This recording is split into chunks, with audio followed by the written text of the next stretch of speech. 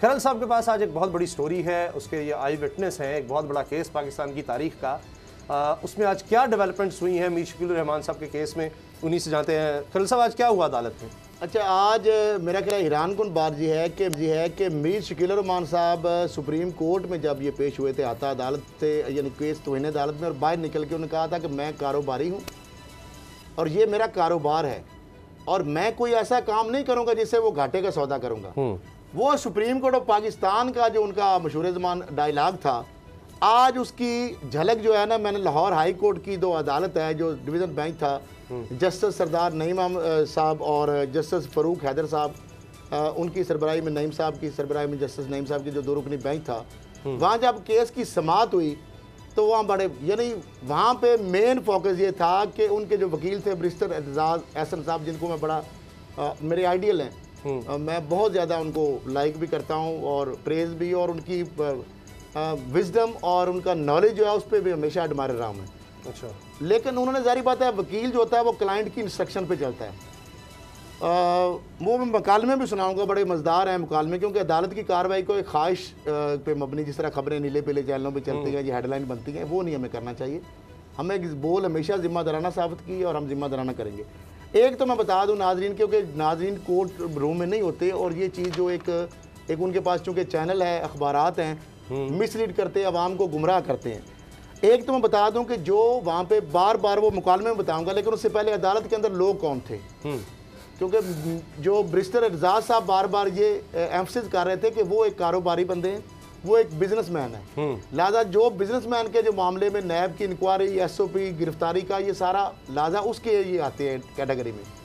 वो मुकालमे क्या हो उसके मैं बाद में जाता हूँ। मैं वहाँ पे ये बताऊँ कि बैरिस्टर एतजाज़ साहब थे वहाँ पे, चौधरी शौकत साहब थे, ये तो उनके वकील और उनके साथ एसोसिएट हैं। फिर मीर इब्राहिम रहमान साहब थे, इसके अलावा दो और साहबजादे थे मीर शकील रहमान साहब के, एक उनकी साहबजादी थी, एक सुहेल बड़ाई साहब थे, मकसूद भट्ट साहब थे, रईस अंसारी साहब थे, अरशद अंसारी साहब थे, रियाज शाकर साहब थे, अहमद फराज थे। मेरे ख्याल इसमें उनके फैमिली के लोग और जियो और जंग के मुलाजमीन के अलावा मुझे कोई ट्रेडर, क्योंकि वो उनका ट्रेडर हैं और बिजनेसमैन है, मुझे वहाँ पे कारोबारी कोई फ़र्द जो है ना, कोई चैम्बर का बंदा, कोई कॉरपोरेट सेक्टर का बंदा, कोई मतलब कोई तंजीम का बंदा, वो मुझे नज़र नहीं आया। एक तो ये बात क्लियर हो गई। और दूसरी तरफ नैब की जानिब से स्पेशल जो प्रोसिक्यूटर थे नैब सैयद फैसल रज़ा बुखारी, वो थे। ये केस आज एक वक्फे से पहले 5 मिनट की समाअत हुई तकरीबन, उसके बाद चूँकि दो ऑलरेडी कोर्ट ने ये कहा कि ऑलरेडी उनकी अहलिया की जानब से भी हमसे भेजा की दरख्वास्त है, जो पहले जस्टिस बाकर नजवी साहब की सरबराही दो रुकनी जो बेंच था, चूँकि वो बेंच अब टूट गया, अब वो बेंच 26 उसके लिए फिक्स थी बेंच टूटने की वजह से। तो इस केस में जब समाअत शुरू हुई तो वो उसका थोड़ा सा अहवाल मैं बता रहा था, और मुकालमे नाजरीन के लिए बड़ा ब्रीफ है बहुत, इसलिए रेपिटेशन ना हो। अराजी लाट केस में गिरफ्तार मीर शकील रहमान की रिहाई की दरख्वास्त पर लाहौर हाई कोर्ट में समाअत, अदालत का दरख्वास्त जमानत पर नोटिस जारी करने से इनकार। जस्टिस सरदार अहमद नईम की सरबराही में दो रुकनी बेंच ने मीर शकील रहमान की दरख्वास्त पर समाअत की। पहले दरख्वास्त जमानत दायर करने के कानूनी तकाजे पूरे करें। अदालत मुलज़म के रिमांड की मुसद्दका नकल और गिरफ्तारी की वजूहात भी दरख्वास्त के साथ लफ करे। अदालत नैब ने गिरफ्तारी का तरीक़ाकार खुद बनाया है, लेकिन इसी की खिलाफ वर्जी की गई। एतजाज़ एहसन, नैब ने बिजनेसमैन को तलब ना करने का खुद फैसला किया था। वकील मीर शकील रहमान बैरिस्टर एतजाज़ एहसन, क्या मीर शकील रहमान बिजनेसमैन हैं? अदालत का इस्तफसार। क्या साफ़ी भी बिजनेसमैन होते हैं? अदालत का इस्तफसार। मीर शकील रहमान बिजनेसमैन हैं और एक बहुत बड़ा ग्रुप चला रहे हैं। ठीक, चैनल या अखबार की बात भी नहीं उनकी, वो बार बार एम्फसिस कर रहे हैं कि बिजनेसमैन है, वो बहुत बड़ा ग्रुप चला रहे हैं। अच्छा, बहुत बड़ा ग्रुप चला रहे हैं। बैरिस्टर एतजाज़ एहसन का जवाब, मीर शकील की रिहाई के लिए आइनी दरख्वास्त दायर की है। एतजाज़ एहसन, मीर शकील रहमान इस वक्त नैब की गैर कानूनी हिरासत में है। उनके वकील की जानब से ये एतजाज़ साहब, मीर शकील रहमान के खिलाफ इन्वेस्टिगेशन किस स्टेज पर है? अदालत का नैब के वकील से इस्तफसार, जो मैंने प्रोसिक्यूटर स्पेशल की बात की है, जो फैसल बुखारी साहब है। अच्छा, मीर शकील के खिलाफ केस इंक्वायरी की स्टेज पर है। अभी कल हमें मीर शकील का रिमांड मिला है। नैब वकील जो एहतसाब अदालत से मजीद 7 अप्रैल तक रिमांड मिला है। हम इस दरख्वास्त को पीर के रोज़ समाअत के लिए रख लेते हैं, यानी 30 मार्च के लिए, ये अदालत कह रही है, दो रुकनी बेंच। जैसे सरदार नईम मोहम्मद की सरबराही में जो है, आप ज़रूरी दस्तावेज़ात लफ कर दें।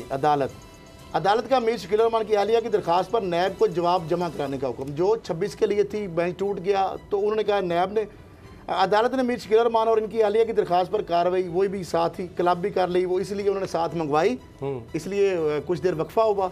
10:30 बजे टाइम भी एग्जैक्ट मेरे पास लिखा हुआ है, पहले शुरू हुई 10:40 पे तकरीबन 5 मिनट, उसके बाद फिर 11:30 बजे हुई, फिर 15-20 मिनट हुई उसमें समात। अच्छा जी, मीर शकील का तो रिमांड हो गया है, फिर ये दरख्वास्त कैसे सुन सकते हैं जैसे सरदार नईम? अच्छा, इसी नवैयत की एक और दरख्वास्त भी तो आई, आपने ही दायर की थी अदालत के रिमार्क्स, वो दरख्वास्त मीर शकील रहमान की अहलिया की जानब से थी। आज मीर शकील ने खुद दरख्वास्त दायर की, एजाज हसन। मीर शकील की अहलिया की दरख्वास्त की फ़ाइल भी मंगवा लेते हैं, इकट्ठे केस को सुनते हैं अदालत। मीर शकील जिस्मानी रिमांड पर है, इनको अकेला रखा गया है। अच्छा। वकील क्योंकि उन्होंने कहा था कोरोना वायरस है तो फैल रहा है, यानी उधर एडजमेंट के लिए बात करते हैं, उधर अकेला के रखने की, यानी साहब अदालत में जब जाने की बात होती थी कि मुझे ना ले जाया जाए, इधर कहते जी कोरोना वायरस है, तो वो तो आइसोलेशन में शुक्र करे, बहाना बन गया उनका। अच्छा ठीक है, अच्छा, क्योंकि अगर होगा अब तो नैब के ऊपर पड़ेगा ना मामला, बाहर हो जाता तो बहुत कोई नहीं वाली वर्ष बनता। अच्छा, अब क्या है जी, अदालत ने वो 12:30 तक, अच्छा प्लाट स्कैंडल के, अब मीर शकील ने जो है उन्होंने ये किया। अब हाँ, गैर कानूनी गिरफ्तार किया गया, नैब को की जहाँ ऊपर इल्ज़ाम लगाया, गिरफ्तारी की वजूहत भी गैर कानूनी है। दरख्वास्त मौक़िफ़, 70 साल उम्र है, मुख्तलिफ बीमारियों में मुबतला हूँ, यानी उन्होंने कहा कि मेरा क्लाइंट जो मीर शकील रहमान है, बैरिस्टर एजाज साहब ने अपनी दरख्वास्त में बताया। नैब ने गिरफ्तारी से कबल अपने SOPs की भी खिलाफ वर्जी की है। वो किस SOPs की बात करते हैं? जो बिजनेसमैन को गिरफ्तार करने या इंक्वायरी करने के वाले से बार बार उस पर एम्फसिस कर रहे हैं, केस की तफ्शीज में भी मुझसे कुछ बरामद नहीं करना, जमानत दी जाए। मीर शकील रहमान की जो दरख्वास्त में है जो, अच्छा अब मामला क्या है, इसके अंदर बात क्या है, अहम बात, सबसे अहम बात, नैब इसके अंदर, मुझे नहीं पता कि शहजाद सलीम साहब जो है वो इसमें अब रिस्पॉन्सिबल हैं, चेयरमैन नैब साहब इसमें रिस्पॉन्सिबल हैं, या केस अफसर है, IO है, जो अभी तक मैंने जो कि नैब का जो सारे इस मामले में देखा है रोल जो है जी, वो मुझे लग रहा है कि सहूलतकारी का रोल नज़र आ रहा है। या बहुत बड़ा इल्ज़ाम लगा रहे हैं नैब पर कि यानी वो चाह रहा है कि मीर शकील की ज़मानत हो जाए, नैब चाह रहा है, जिन्होंने इतनी मुश्किल गिरफ्तार करके गालियाँ भी सुनी है, इतनी तनकीद भी बर्दाश्त की है। ये रहा है कि शायद मजबूर हैं वो, कुछ दबाव है उनके ऊपर, ज़ाहिर बात इतने बड़े ताकतवर है मीडिया के, मुझे लग रहा है, क्योंकि वजह उसकी वजूहत है। नंबर एक वजूहत ये है कि पावर ऑफ अटार्नी आपको भी डॉक्टर साहब पता है कि नहीं मिल रही मीर शकील रहमान की, इसका मतलब है उनकी मलकियत मशकूक हो गई। निकल नैब ने कहा ऐसी बात नहीं है, आप परेशान होते हैं, नहीं मिली कोई बात नहीं, हम 2-4 बंदों को लगा के बयान ले लेते हैं, उनके जो मरे हैं मोहम्मद अली मरहूम, हाकिम अली, हदायत अली और उनके आगे लीगल हिगर्स, ठीक है, तो उन्होंने 2-4 बंदे पूरे की सुन ले, हमारे वालिद ने दी थी, ताकि बोनाफाइडी परचेजर शो हो ना, जो एजाज साहब ने साहब अदालत में जो पॉइंट उठाया था पहले, अभी तो अमजद परवीन शरीफ फैमिली वाले वकील आ गए ना उधर, इधर एजाज हसन है। उन्होंने क्या किया कि नैब ने उनको बयान ले लिया कलमी, उन्होंने कहा जी हमने पैसे दिए थे मीर शकील रहमान साहब से। ये कौन कह रहे हैं? जो उस वक्त पैसे लेने वालों में नहीं थे, उनके कोई आगे बच्चे बुच्चे को 2-4, सारे नहीं, सारे लीगल ईयर्स नहीं, ठीक है, 2-4 ने कहा, और नैब ने कहते हैं कुत्ता कान ले गया और मान लिया। उन्होंने कहा जी हमने पैसे लिए थे, सुन लें बात जरा डॉक्टर साहब, सुनते जाएं और हम ही शर्माते जाएं, मेरा ख्याल है। उन्होंने लिखा, यानी मुलजम को फायदा किस तरह दिया जा रहा है, मैं जो समझ रहा हूँ, अगर मैं गलत हूँ तो सारे देख रही दुनिया। अच्छा, पावर ऑफ अटार्नी अगर नहीं मिलती तो इसका मतलब मलकियत मशकूक हो जाती है ना जी, वो तो मुलजम का काम है फराहम करना, वो तो उसके फायदे की बात है। नैब जाके खुद उनके लिए, अच्छा नैब ने पेंशन लगा ने दी थी, और सुन ले, नैब ने बंदों को बुलाया, और लगता यह है कि शायद डिक्टेशन भी शायद शकील रहमान साहब अंदर ही उन्होंने दी होगी। वो बंदे लिख रहे हैं कि हमने मीर शकील रहमान से पैसे लिए 86 में, और हमने हिस्सा बराबर तकसीम किया आपस में पैसों का। अच्छा, मैंने नैब से ये सवाल पूछा कि उन्होंने 2-4 बंदों ने आपको कह दिया, आपने ये पूछा कि मोड ऑफ पेमेंट क्या थी, तो उन्होंने कहा जी वो तो हमें याद ही नहीं रहा। अच्छा, फिर मैं कहा ये उन्होंने कह दिया तो आपने मान लिया, आपने वो ट्रेल या सारे लोगों को बुलाया, कहते एक आदमी कह दे तो काफ़ी है। मैं कहा बाकी लोग अगर कहे हमें नहीं मिला हिस्सा तो सबको बुलाना चाहिए। ब्रेक का वक्त है। फिर मीर शकील रहमान से आपने मोड ऑफ पेमेंट क्या थी, ब्रेक के बाद इससे ज़्यादा धमाका खेल नाजरीन आपको बताएंगे। इस केस के अंदर कल को ये कह देंगे जिसे इस्लामाबाद हाई कोर्ट ने कहा कि हमारे कंधे पे राकेश चलाना चाहते हैं। ब्रेक के बाद बाबर डोगर साहब सिर्फ कहेंगे कि फिर ये तो कमाल है जनाब कि इस तरह तो लग रहा है कि फिर कह देंगे अदालत ने जमानत दी, अदालत का कोई कसूर नहीं होता।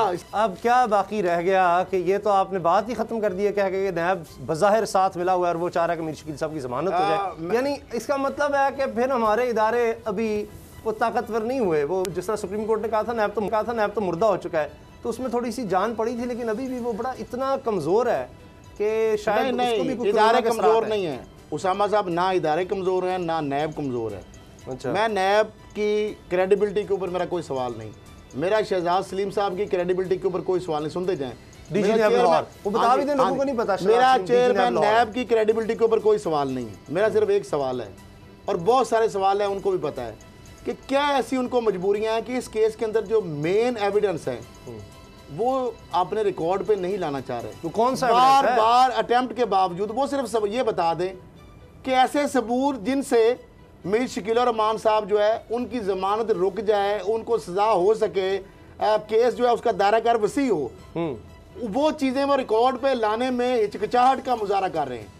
अब मुझे ये समझ नहीं आ रही कि उनको कौन सी मजबूरियां हैं। और ये मैं आपको बता दूं जी, एक जब इंक्वायरी या इन्वेस्टिगेशन एक मामले की होती है, अब इस मामले के अंदर मैं बार बार लेटर दिखा चुका कि नेशनल बैंक के ने कर्जा दिया हुआ है, इस प्रॉपर्टी पे इन्होंने लिया हुआ है, इसी प्रॉपर्टी पे, इसी इंक्वायरी में, यानी 58 कनाल 17 मरले उन्होंने national bank of Pakistan chappal plaza जो है कराची वाले ने उन्होंने कर्जा दिया, उसमें गिरवी रखी है इसी प्रॉपर्टी को, और उसके अंदर मेन जो स्पॉन्सर हैं वो मीर शकील रहमान की गारंटी है, और J&S यानी जवेद एंड जो शकील एंटरप्राइजेज, ये डॉक्यूमेंट भी पड़े हुए हैं, मैं आपको दिखा भी देता हूँ स्क्रीन पे, वैसे जनरल से छोटा सा एक समझ आ जाए। पता है वैसे डीजी साहब को भी, नैब के चेयरमैन को भी, सबको कि ये चीज़ें मौजूद हैं, रिकॉर्ड पे हैं, लेकिन वो ये ला नहीं रहे रिकॉर्ड पे। नंबर एक, ये इसमें सारे लगे हुए हैं, ये लेटर जो है ना, ये नेशनल बैंक के ये सारे, ये मैं दिखा सकता हूँ। अच्छा, इसके बाद इसके अंदर एक और है, इसी के अंदर एक तरफ से ये गारंटी दे दी गई ज़मीन, और दूसरी तरफ से एक ऑफशोर कंपनी जो ब्रुकवर्ड जो है, जो चैनल आइलैंड की है, चैनल आइलैंड की एक ऑफशोर कंपनी है, वो इसी बैंक को इसी कर्जे के रिलेटेड इन्हीं मुल्जमान के हवाले से एक लेटर जारी करती है। ऐसा लेटर जिसके बारे में बैरिस्टर एजाज हसन साहब ने, सेनेटर एजाज हसन साहब ने असेंबली में खड़े होकर कहा था कि नवाज शरीफ जब वजीर आजम थे, ये सिमिलर आ रहा है केस। अच्छा, तो चैंडरन जर्सी जो ऑफशोर कंपनी है वो कैसी कंपनी है कि नवाज शरीफ साहब का जो लोन है उसके हवाले से वो गारंटी दे रही है फैसल बैंक को, तो वो तो ये नवाज शरीफ की अपनी थी। अच्छा, इसके अंदर भी इंडिपेंडेंट मीडिया कारपोरेशन, यानी independent media corporation limited means के जियो की कंपनी, जिसके रूए रवार मालिक कौन है, मीर शकील और मीर इब्राहिम, जारी बात है वही हो सकते हैं, और तो नहीं है कोई। वो नेशनल बैंक के इसी हेड कारपोरेट को कराची में चप्पल प्लाजा जो में कायम है, वो लिखती है लेटर, जो मेरे पास मौजूद है, हम पहले दिखा भी चुके हैं बोल पे, वो लिखती है कि $22.5 लाख यानी 35 करोड़ तकरीबन बनता है, ये हमने दिया किसको, जियो की कंपनी को, नेशनल बैंक को लिख रहे हैं। ऑफशोर कंपनी कह रही है, ऑफशोर कंपनी कह रही है चैनल आइलैंड में, जिसके डॉक्यूमेंट मेरे पास मौजूद है, नैब को ले जाने की जरूरत नहीं है, मेरे पास मौजूद है। अच्छा, मेरे पास मौजूद है, मैं चाहता हूँ रिकॉर्ड पे आ जाए ये केस की इंक्वायरी के अंदर, क्योंकि ऑफशोर कंपनी 35 करोड़ रुपया कहती है हमने दिया, मैं दिखा भी देता हूँ आपको, आगे सुन ले। वो देती है बैंक को लिखती है, वो कहती है एक इसी प्रॉपर्टी को गिरवी रखवा दिया, मेन स्पॉन्सर मीर शकील है और J&S मीन है कि मीर जवेद रहमान बेचारे, ठीक है, और मीर शकील उनकी एंटरप्राइज, दो ये रखवा दिया यही प्रॉपर्टी गिरवी, और वहां पे एग्जैजरेटर भी कर ली। साथ क्या वो कंपनी कहती है कि जो ये हम कर्जा इनको दिया इस कंपनी को, बैंक को, यानी वो भी इक्विटी के तौर पे दे रही है, वो शैल रिमेन अनपेड, शैल रिमेन अनसिक्योर, यानी £22.5 लाख हमने जो जियो को दिया है कंपनी को, वो ना तो सिक्योरिटी हमने ली है ना ली जाएगी इनसे, इस £22.5 लाख और 35 करोड़ जो पाकिस्तान बने, और ना ये हम इससे वापस लेंगे। तो अब मुझे सिर्फ ये सवाल है कि ये वो सारी चीजें जो इस केस से रेलिवेंट है, इस इंक्वायरी का हिस्सा है, पार्ट ऑफ इंक्वायरी है।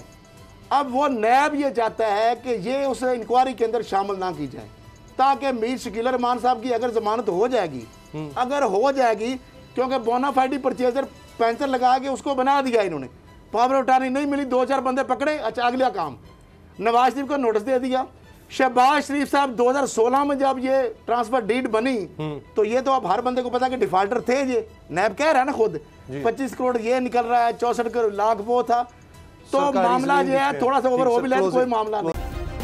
सब्सक्राइब करें और बेल दबाएं ताकि कोई खबर रह न जाए।